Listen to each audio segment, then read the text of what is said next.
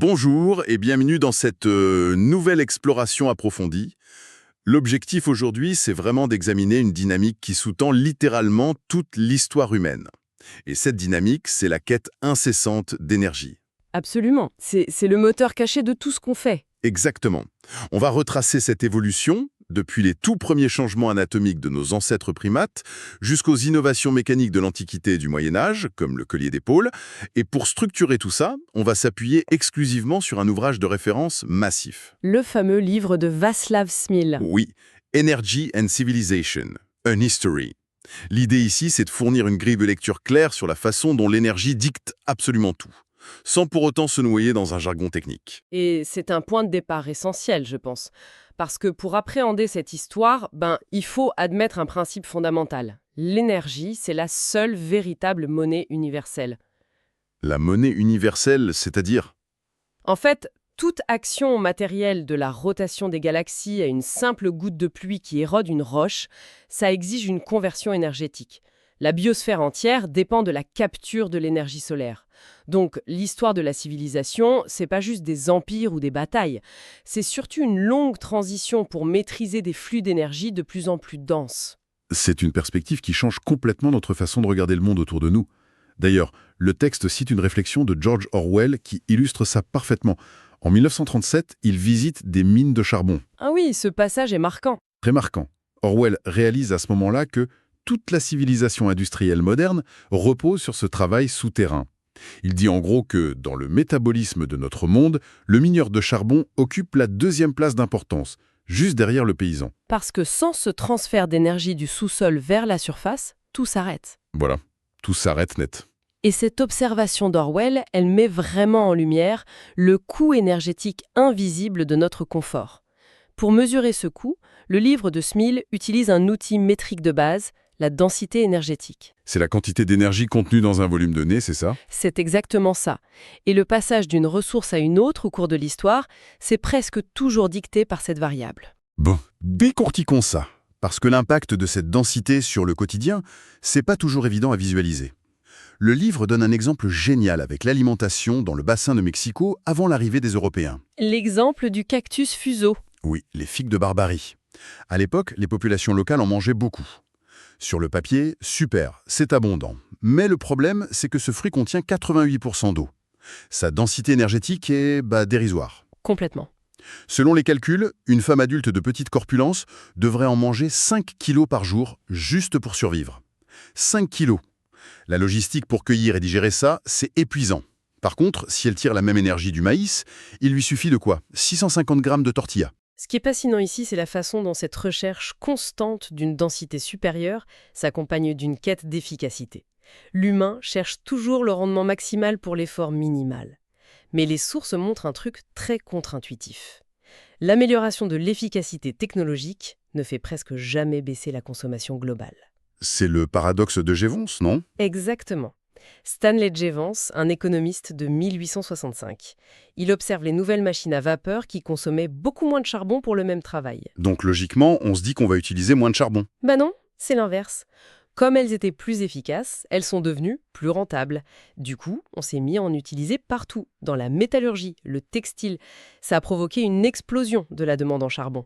L'efficacité crée l'abondance, et l'abondance crée de nouveaux usages. La technologie résout un problème énergétique juste pour en créer un autre plus grand. C'est fou. Mais avant même de parler de machines ou d'agriculture, cette logique, elle s'applique à notre propre corps. À l'évolution humaine, oui. La première grande transition énergétique de notre lignée, ça a été la bipédie. On entend souvent que nos ancêtres se sont redressés pour regarder au-dessus des herbes de la savane. Ou pour libérer leurs mains. Voilà. Mais la biomécanique raconte une toute autre histoire. C'était purement une question de rendement. Marcher sur deux jambes, ça utilise un effet de pendule. La marche humaine consomme 75% d'énergie en moins que la marche d'un chimpanzé. 75%, c'est énorme. Parce que le chimpanzé a les genoux pliés, ses muscles sont tout le temps contractés. Nous, on s'économise. Et cette économie d'énergie redoutable, ça a été le déclencheur de tout le reste. Ce surplus métabolique, l'évolution a pu l'investir ailleurs. Et l'organe qui a raflé la mise, c'est le cerveau.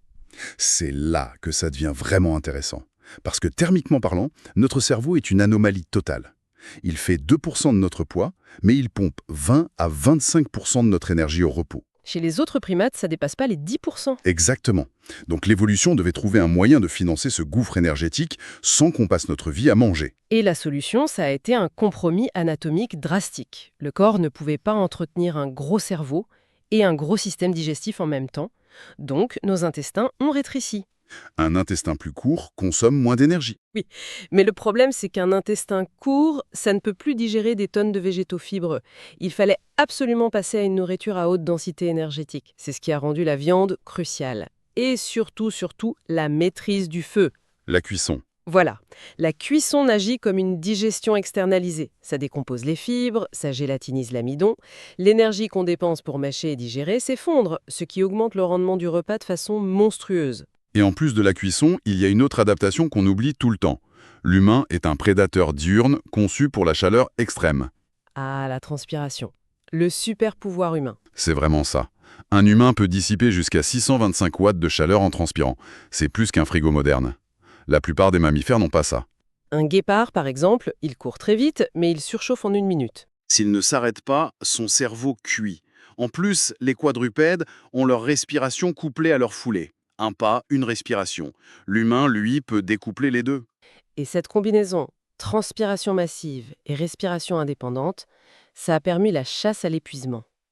Au lieu de courir plus vite que l'antilope, nos ancêtres couraient plus longtemps, en pleine chaleur. L'animal devait s'arrêter pour halter à l'ombre, mais l'humain continuait de le traquer, jusqu'à ce que la proie s'effondre d'hyperthermie. C'est l'endurance thermodynamique pure. C'est moins hollywoodien qu'un combat à la lance, mais c'est incroyablement efficace. Et ça nous amène à réévaluer complètement ces sociétés de chasseurs-cueilleurs. On a souvent cette image du jardin d'Éden, d'une société d'abondance originelle où on travaillait peu. De fameux mythes. Smil le déconstruit totalement. Les données montrent que la vie de fourrageur, c'était beaucoup de mortalité infantile, des famines régulières, un travail super dangereux. Mais, si l'on relie ça à la situation dans son ensemble, il y a un truc intriguant. Lequel ? Les humains ne cherchaient pas toujours à optimiser leur énergie de façon mathématique. La culture prenait parfois le dessus sur l'efficacité. Ah oui, l'exemple de la tribu Yanomami en Amazonie. Leurs voisins chassaient beaucoup et mangeaient plein de viande. Mais cette tribu-là, dans le même environnement, chassait 2 fois moins. Par paresse, presque. Les observateurs ont remarqué que les hommes préféraient passer leur journée à consommer des hallucinogènes végétaux plutôt que d'aller chasser. Ils ignoraient même les plaintes des femmes qui voulaient de la viande. Le choix culturel de planer primait sur l'optimisation calorique. Et il y a aussi les chasseurs Hadza en Afrique de l'Est. En économie, on dit souvent que les chasseurs partagent la viande pour s'assurer contre les jours sans prise. Une sorte d'assurance sociale. Mais en fait, c'est pas le cas. Non, c'est pas vraiment ça. L'analyse montre qu'ils partageaient pour le prestige. L'énergie de la viande était directement convertie en statut politique et social, pas en assurance alimentaire. Mais quand ils décidaient vraiment d'optimiser, les résultats étaient juste fous. Il faut parler du taux de retour énergétique, le TRE. Le ratio entre l'énergie investie et l'énergie récoltée. Voilà. Si on dépense 1 calorie pour avoir 10 calories de baie, le TRE est de 10 pour 1. Eh bien, au Canada, sur le site de Heads Mashed In, ils ne chassaient pas les bisons un par un.